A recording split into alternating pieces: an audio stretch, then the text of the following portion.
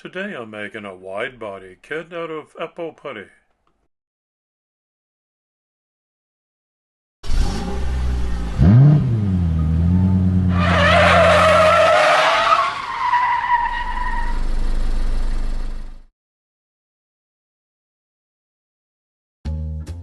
Hi everybody, and a warm welcome back to Maple Leaf Customs in Switzerland.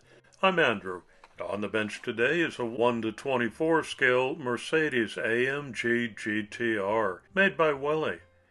I'm going to convert this street car into a GT-3 race car, requiring some 3D printed parts and extensive body mods. I like these Welly models put out by Nex. It's officially licensed by Mercedes. Opening doors.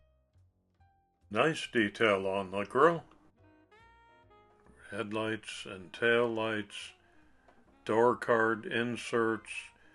Removable dashboard and seats and spoiler. It's really got it all. And it's a pullback.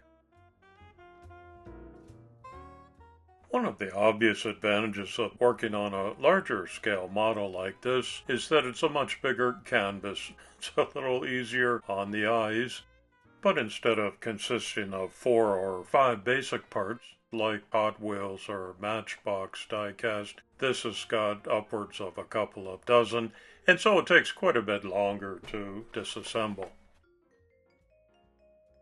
The GT-R is a high-performance variant of the Mercedes AMG GT and was introduced at the Goodwood Festival of Speed on June 24, 2016. The M178 engine in this variant is tuned to an output of 577 horsepower at 6,250 RPM. The GT-R accelerates from 0 to 62 miles per hour in 3.6 seconds and has a claimed top speed of 198 miles an hour. It completed a lap of the Nürburgring Nordschleife track in 7 minutes 10.92 seconds in a test conducted by German magazine Sport Auto, making it the fastest rear-wheel driven road-legal production car around the track at that time, and the 5th fastest lap time for a road-legal production vehicle. A roadster version was introduced in March 2019, but was limited to 750 units. It was discontinued in 2021 when the Black Edition, which replaced it, was released. Only 5 units of the Mercedes AMG GT-3 Edition 55 were sold, each costing €625,000. I hope you'll revisit my channel in the next couple of weeks to see a pair of Ford GTs, a Matchbox soap car, and a Porsche 356A Speedster barn find with a diorama just to whet your appetite for my annual all Porsche build-off on a pay-it-forward theme. It's an invitational that I hope you'll participate in as a builder. One of the GT-R to GT-3 features that I had to include is this diffuser, which I 3D printed and used a little modeling putty to affix it to the back of the GT-R. Now for the most obvious difference between the two models, the side molding body panels that I'm also doing with some putty. This is really experimental for me, and one of the reasons I wanted to do it on a larger scale car, till I get good at this. The putty gives you about a half hour to work with it before it becomes too stiff and dry. So I work my way around using this picture on my work mat as a reference guide. A couple of sculpting tools help out. Have to keep your fingers wet so they don't stick to the putty.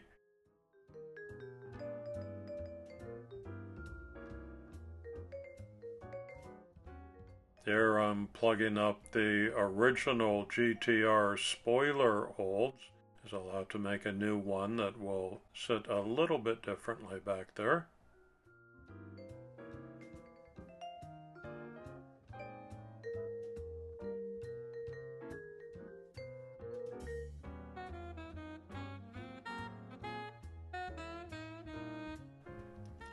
That's just about it for the first step, which is really just the rough shaping of the putty. I'll come back to that when it's cured up tomorrow.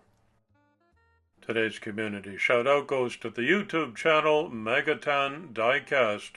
You can see he just did a wide body kit as well. Excellent customization work here, so please follow the link in the description. I sprayed a matte black primer over the cured Epo putty. That revealed, as I hoped it would, a couple of imperfections, so now I'm attending to those with a drum sander on my rotary tool.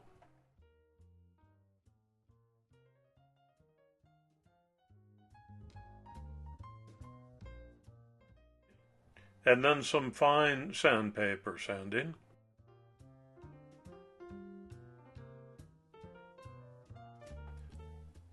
I've got a hobby-size chisel set, and that's going to help me make the final cuts, especially along the curves.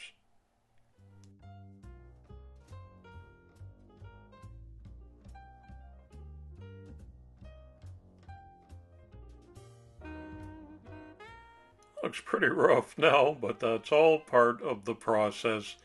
The last thing I'll do is apply some very fine glaze spot putty. That has to cure also, and then the final sanding.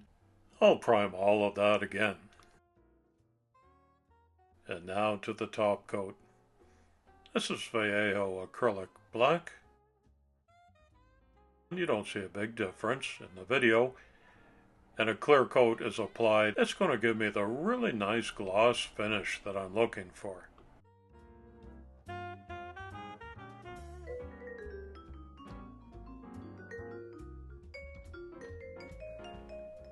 I'm keeping the decal application pretty simple and basic, again based on the inspiration pic that you've seen appear on my work mat throughout this. Just a stripe on the hood and the trunk.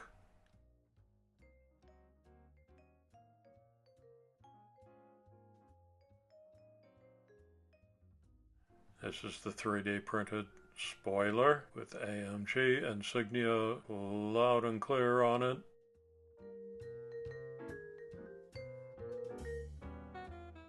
Side stripes. And then #1 Racing Rondo.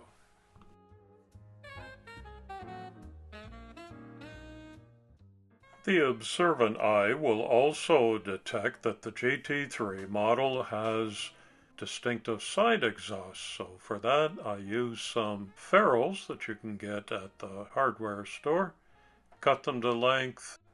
They go right in the middle of the side panels in some pre-drilled holes.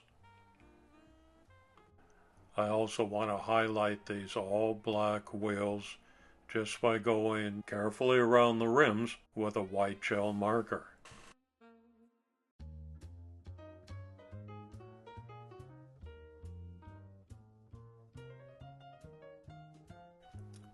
I managed to make it all the way through the week to this finale without losing any parts, but I had carefully saved the smallest ones in a little clear plastic baggie.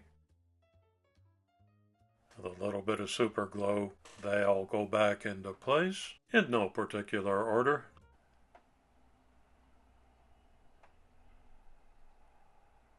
There's a carbon fiber roof on this. That's why I didn't put a racing stripe across there. AMG on the windshield. Now the clear headlights can go back in. They actually pressure mount just fine, but little super glue to hold them permanently.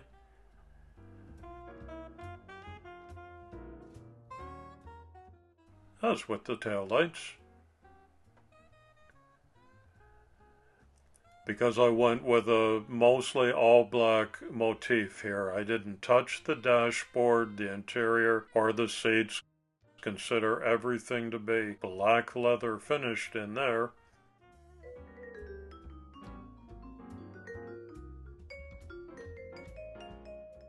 The pullback wheel mechanism goes only one way in the back. Once I figure out frontwards and backwards. Single axle up front is pressure mounted.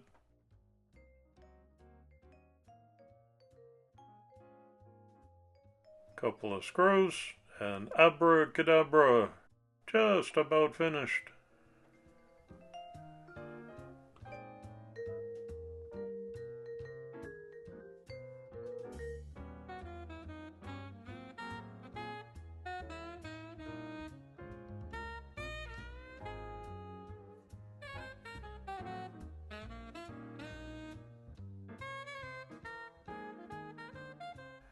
The 3D printed GT-3 spoiler is kinda delicate, so I saved that to the very end. Now we can have a closer look. You can see I got a nice clear coat finish on that. That also seals down the decals. Original grille parts up front. There's my body molding Epo Putty experiment. Came out okay, as did the diffuser and the spoiler and the side exhaust. Those are the main GT3 features that I couldn't bypass in this conversion build.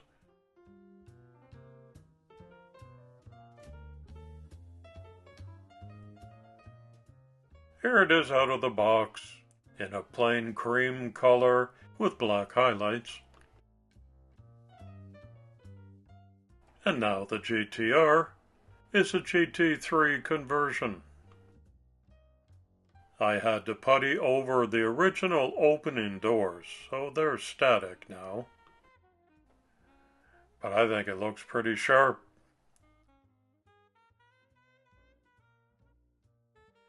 Could have added a chin spoiler on that as I look at it now, but I'm well pleased with how it turned out. Thanks for visiting my channel again today and watching me try something new. Come on back soon. It's coffee time.